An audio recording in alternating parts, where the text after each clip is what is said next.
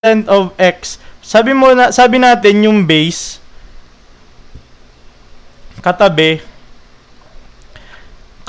ng of, no? Katabi ng of, no? So ito ba 'yon, yung x, 'di ba?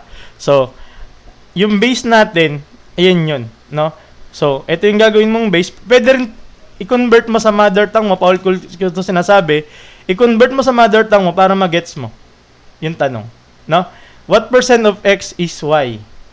No, ano daw porsyento ni x si y? Ibig sabihin, kung si x yung whole, si y yung part. No? So, gagawin mo, itong si y na to, ilalagay mo kay p. No? So, magiging ganyan na siya. X mo, yung b. So, x, ayusin natin, no? Malinaw yun, ha?